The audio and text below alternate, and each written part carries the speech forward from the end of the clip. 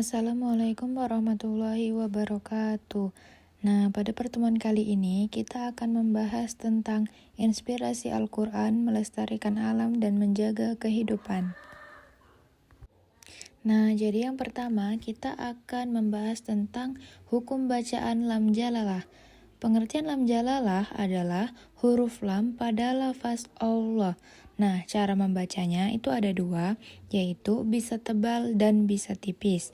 Nah, dibaca tebal jika sebelumnya ada harokat fathah atau domah, seperti pada subhanallah. Nah, dibaca tipis jika sebelumnya ada kasroh, seperti bismillah. Kemudian, pengertian tafhim dan tarki. Tafhim artinya membaca huruf dengan suara tebal, sedangkan tarki adalah membaca huruf dengan suara tipis. Contohnya, Allahu Akbar dibaca tebal, tafhim, sedangkan pada bismillah dibaca tipis, yaitu tarki. Nah, selanjutnya hukum bacaan ro. Huruf ro bisa dibaca tebal atau tipis. Dibaca tebal jika harokat fathah atau domah, seperti Robbana dan rusulun. Juga tebal jika sukun sebelum fathah atau domah, seperti ardi. Sedangkan dibaca tipis jika harokat kasroh atau sebelum kasroh, seperti pada rizkon dan irji'i. Nah, pada kali ini kita akan membahas surat Ar-Rum ayat 41 beserta tajwid-tajwid yang sudah kita bahas, yaitu lam jalalah dan ro. Nah, di sini ada surat Ar-Rum yang mana dibaca Bismillahirrahmanirrahim. Zuhara fasadu fil bahri wal bahri bima kasabat aydin nas liuziqahum ba'dalladzi amilu la'allahum yarji'un, yang mana artinya telah tampak kerusakan di darat dan di laut disebabkan perbuatan tangan manusia. Melalui hal itu, Allah membuat mereka merasakan sebagian dari akibat perbuatan mereka agar mereka kembali ke jalan yang benar. Nah, pada surat ini kita harus menerapkan tentang hukum bacaan tajwid yang sudah kita pelajari.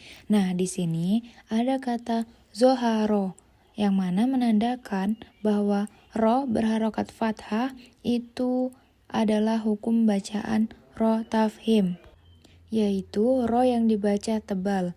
Kemudian ada pada lafaz fil barri.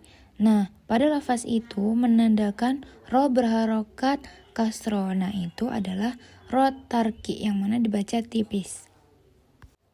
Juga dikatakan dengan ro tafhim dibaca tebal apabila ada huruf ro berharokat sukun sebelumnya berharokat fathah atau domah, seperti pada contohnya yarji'un. Nah, itu sebelum huruf ro sukun ada harokat fathah, maka disebut dengan ro tafhim, yaitu ro yang dibaca tebal. Kemudian pada surat Ibrahim ayat 32, yaitu Bismillahirrahmanirrahim. Allahulladzi khalaqas samawati wal arda wa anzala minas sama'i ma'an fa akhraja bihi minas samarati rizqan lakum fasakharra lakumul fulka litajriya fil barri bi amri fasakharra lakumul anhar. Pada surat ini juga ada hukum bacaan lam jalalah. Pada lafaz Allah itu dibaca tafhim, yaitu tebal. Kemudian pada lafaz fasakharra, nah itu juga dibaca tafhim, yaitu tebal.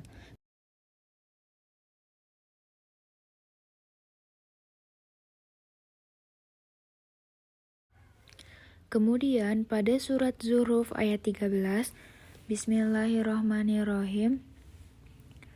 Litastawu ala zuhurihi thumma tadhkuru ni'mata rabbikum idza stawaitum alaihi wa taqulu subhanalladzi sakhkhara lana hadza wa ma kunna lahu muqrinin. Nah, itu artinya agar kamu dapat duduk di atas punggungnya. Kemudian, jika kamu sudah duduk di atas punggungnya, kamu akan mengingat nikmat Tuhanmu dan mengucapkan, Maha suci zat yang telah menundukkan semua ini bagi kami.